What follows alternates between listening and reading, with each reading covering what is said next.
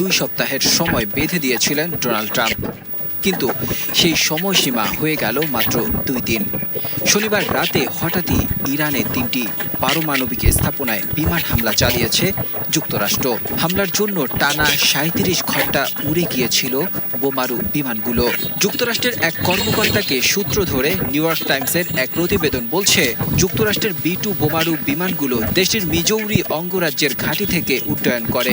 এরপর প্রায় 37 ঘন্টা উড়ে গিয়ে পারমাণবিক স্থাপনায় হামলা চালায়।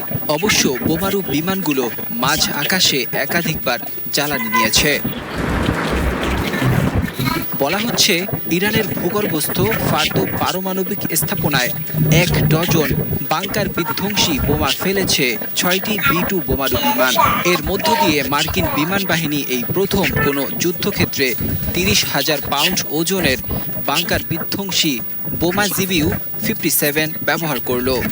আর ইরানের নাতাঞ্জ ও ইস্পাহান পারমাণবিক স্থাপনায় মার্কিন নৌবাহিনীর সাবমেরিন থেকে ছোড়া হয়েছে 30টি TLAM ক্রুজ ক্ষেপণাস্ত্র। যুক্তরাষ্ট্রের দাবি অনুযায়ী 30,000 পাউন্ড ওজনের বোমা বহনে সক্ষম B-2 বিমান বাংকার বাস্টার নামে পরিচিত। এটি ইরানের ফার্দো পারমাণবিক স্থাপনার মতো মাটির গভীরে স্থাপনা ধ্বংস করতে পারে। তাছাড়া আকাশ প্রতিরক্ষার জন্য প্রচলিত রাডারেও B-2 বিমান শনাক্ত করা বেশ কঠিন। জানা গেছে, এই বোমারু বিমানের উড়ন্ত ডানার নকশা, রাডার শোষণকারী উপাদান এবং অন্যান্য প্রযুক্তির ফলে রাডারের ক্রস সেকশন হয় প্রায় 0.001 বর্গমিটার। অনেক সময় যা একটি ছোট পাখির মতো মনে করে রাডার পর্যবেক্ষণ ব্যবস্থা।